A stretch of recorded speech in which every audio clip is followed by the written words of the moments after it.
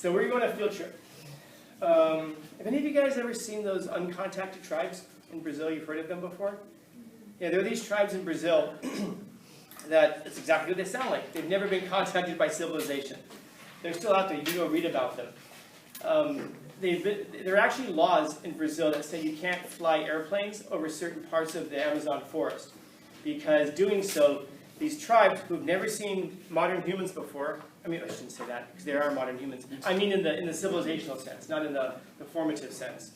They've never seen, Americans before. They've never seen airplanes before. None of this stuff. They've been living where they've been living for tens of thousands of years. There's still about 30 of them left, which is a trip. That today, with satellites and everything, they're still out there. A few years ago, some jerks flew an airplane over one of them. And you can go online, you can see the pictures that they took. It's just a real jerk move. And when the plane goes by, you can see like the women and the children, they're outside, and you can even see some kids are like pointing up at that, like, what is that? Because when they see a plane, well, what is it? A bird. It's a bird, but it makes weird sounds, yes? And how high up is that bird? They have no idea, because they don't know how big the bird is. If the bird's only this big, then the bird could be as high as the roof. They wouldn't know. They have no idea how big this thing is, because they don't have an idea of perspective. Because they don't have any other example of something being that high up. So they might think it's just a bird. But what these folks did was they saw it, they're pointing at it, and then the plane makes the U-turn and it flies back. When it flies back, it took more pictures. And when they did so, all the women and children were back inside of their huts, and the dudes were outside with their war paint on and their weapons. And they're just sitting up there and they're like trying to shoot arrows at it and stuff. I like these guys, man. I don't know what it is, but let's kick its ass. What if it's a god? We'll find out. But that is that they realized that there was something wrong with it. They didn't just look at it and go, that's interesting. I wonder. They didn't just wonder about what that was. They recognized intuitively that it was something terrible. And it is something terrible as far as they're concerned, because if that plane has people on it and they land and they have a cold, that's something terrible.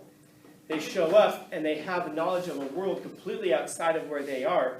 It's something terrible, because it undoes their entire conception of the universe and their places in it. It's a horrible existential crisis. And we know this because we've seen this before. We've documented this. We don't care. We're going to do something for science. So we're going to rent a helicopter. And we fly down over to the Amazon. We land in the middle of one of these villages. And we're going to bail off the helicopter. We're going to grab the first dude we see. Everyone's going to grab a limb. I'm going to choke him out. We're going to drag him onto the plane. Then we're going to inject him with something that'll knock him out. I don't know. I'll read about it on the internet. We'll come up with something. And then we're going to fly him from his village in Brazil. And we're going to land him in San Diego at the Costco. Yeah, why not? It's America. So we're going to wake him up. And he's going to wake up and he's going to see all of us standing around him. Hey!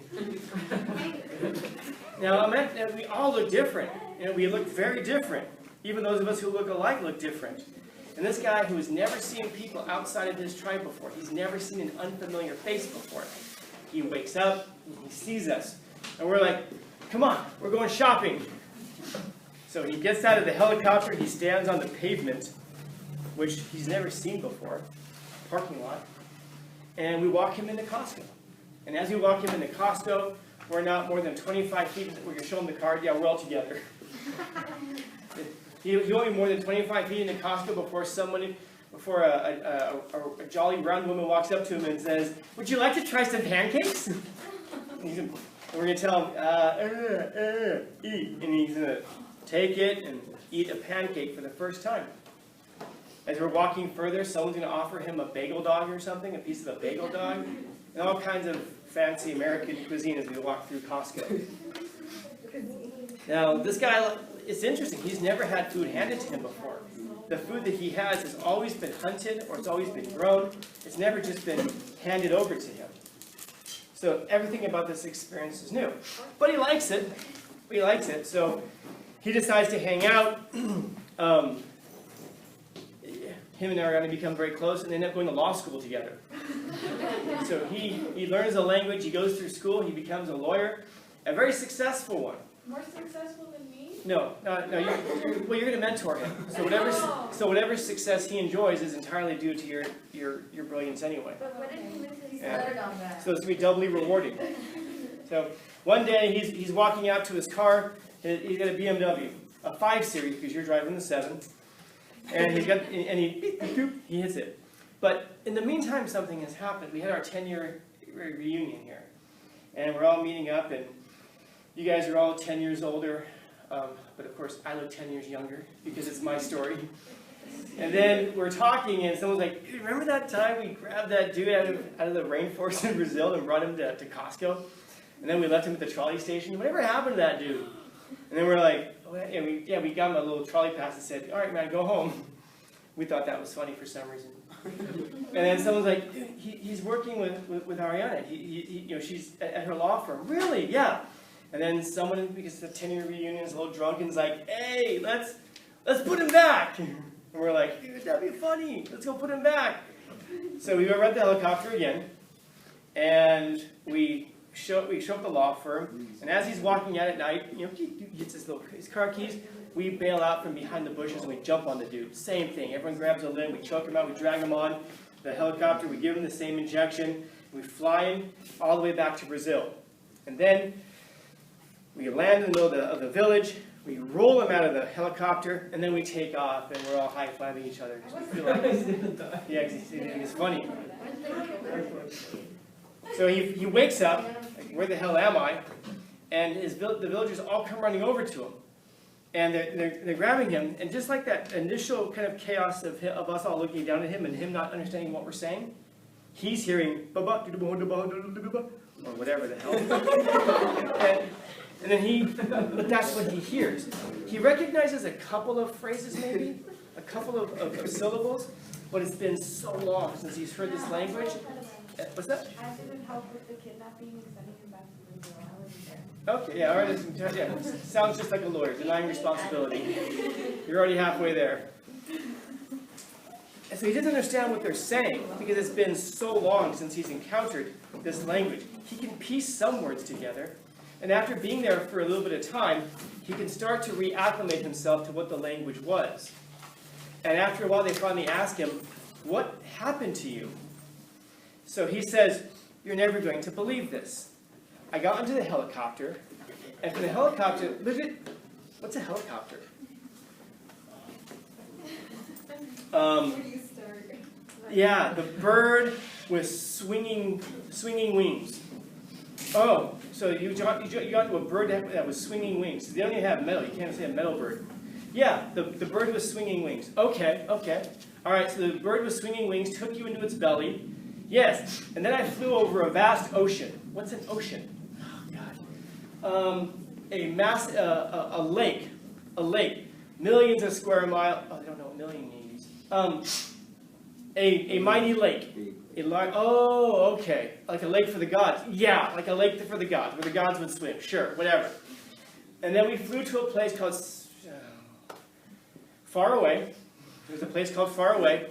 And then the bird touched down, and I got out onto the parking lot. The stone field. The stone field. That's a weird field. What can grow in a stone field? Audis. And Lexuses. What are these? Oh, they're the things that the people of this faraway land worship. Oh, okay. What are the names of their gods? Lexus, BMW, Mercedes. Oh, okay, we understand now. They ride in these gods. And then he tries to explain, going into Costco, he tries to explain the whole process. The thing is that he doesn't have the language to describe what it is that he's experienced. Or rather, they don't have the language to understand what he's experienced. So then they're like, "Well, dude, this is a strange story, and these are strange prisoners indeed. But you know what? You're back. Let's celebrate. Let's go on a hunt." So he's like, "Okay." So he gets out there. He's still wearing his suit, his Italian shoes. And they're like, "What are you wearing, by the way?" "Oh, this is maybe he thinks he can take advantage of this. This is the clothing of the gods." And they're like, "Oh, okay, Mr. God, let's go hunting." So they're hunting. So they're running after a deer, let's say. But this guy's been in America, so his cardio sucks, right? He's been eating bagel dogs and pancakes for the last 10 years. So he gets about 100 feet up there and he's just like, what's happening? He's like, I'm going to have a heart attack. A what? Oh, that's right, we don't have heart disease here. I feel as though my heart will explode. Oh, okay. Well, chill out because there's the deer right there. It's your celebration, so you take the shot. He gets the bow and arrow. He remembers his old life.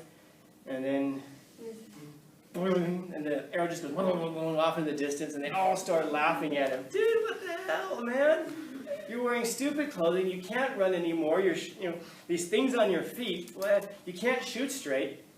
Man, when you left this village, you came back an idiot. You don't even know how to live. You're talking about stone fields and mighty birds with swinging wings, and oh my God. You know what? Let's make an agreement. If that thing comes back to our village, we kill it. Because it took our person and made him a complete idiot and brought him back and dumped him off to us.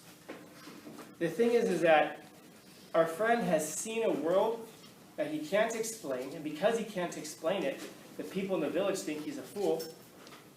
Because he can't explain it, he would have to take them physically and drag them up the ascent to San Diego, so that way they could see the world that he has seen.